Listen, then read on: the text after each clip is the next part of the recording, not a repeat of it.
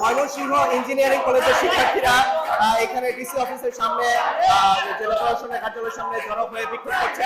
তারা যে ইঞ্জিনিয়ারিং কলেজের যে অধিভুক্তি, সেই অধিভুক্তি বাতিল চাচ্ছেন এবং তারা ময়মনসিংহ ইঞ্জিনিয়ারিং কলেজ সহ আরো যে কয়েকটা ইঞ্জিনিয়ারিং কলেজ আছে বাংলাদেশে, যে 4টি ইঞ্জিনিয়ারিং কলেজ, সেগুলিকে একত্রিত করে সেগুলির বিআইটি গঠনের দাবি তারা জানাচ্ছেন। কারণ তারা এখন যে নিয়ন্ত্রিত হচ্ছে ঢাকা বিশ্ববিদ্যালয়ের অধিভুক্ত হয়ে তাদের শিক্ষা কার্যক্রম চলছে। এছাড়া তারা কিন্তু কারিগরি যে অধিদপ্তর আছে, যৌথভাবে তাদেরকে যখন নির্দেশনা দেওয়া হয়, পরিচালনা করা হয়, সেক্ষেত্রে একটা তারা যেটা বলছেন যে জগা খিচুড়ির একটা অবস্থা সৃষ্টি হয়েছে।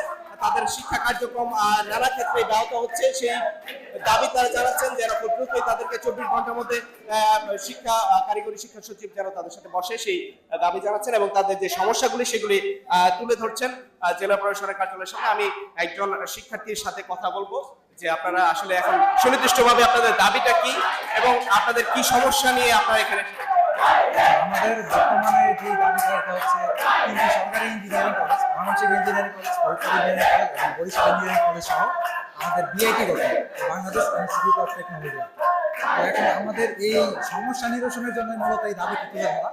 এখন সমস্যাগুলো ছিল এরকম, কারিগরি আমাদের ইঞ্জিনিয়ারিং কলেজ সমূহের প্রশাসনিক বিষয়টা দেখতো, তো যেটা থেকে আমরা বরাবরের মতোই বহু বছর ধরে অবহেলা শিক্ষা, আমাদের শিক্ষকের সংকট, তারপরে আমাদের বাজেটের যে একটা মানে সমস্যা, যেটা আমরা হচ্ছে ভুগতেছি আর কি। আর একাডেমিক যে বিষয়টা, সেটা হচ্ছে ঢাকা বিশ্ববিদ্যালয় থেকে আমাদের দেখে আমাদের পরীক্ষার মানবন্টন বা হচ্ছে পরীক্ষার মান নিয়ন্ত্রণ সব কিছু শুরু করে। তো একাডেমিক দিক থেকেও আমরা ঢাকা বিশ্ববিদ্যালয় থেকে হচ্ছে বিভিন্ন রকমের বৈষম্য শিক্ষা, বা সেখান থেকে আমাদের ম্যানেজমেন্টটা ঠিকঠাক মতো হচ্ছে না, যার কারণে আমরা এই সকল সমস্যা সমাধানের জন্য আমাদের স্বতন্ত্র একটা শিক্ষা ব্যবস্থা দরকার আমাদের।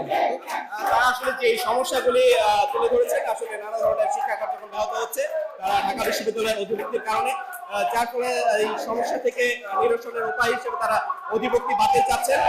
যে 4টা ইঞ্জিনিয়ারিং কলেজ আছে, ময়মনসিংহ ইঞ্জিনিয়ারিং কলেজ সহ বাংলাদেশে, সবগুলি নিয়ে তারা বিআইটি গঠনের দাবি জানাচ্ছেন এবং এটার সিদ্ধান্ত যেন খুব দ্রুতই দেওয়া হয়। 24 ঘন্টা তারা আলটিমেটাম দিচ্ছেন।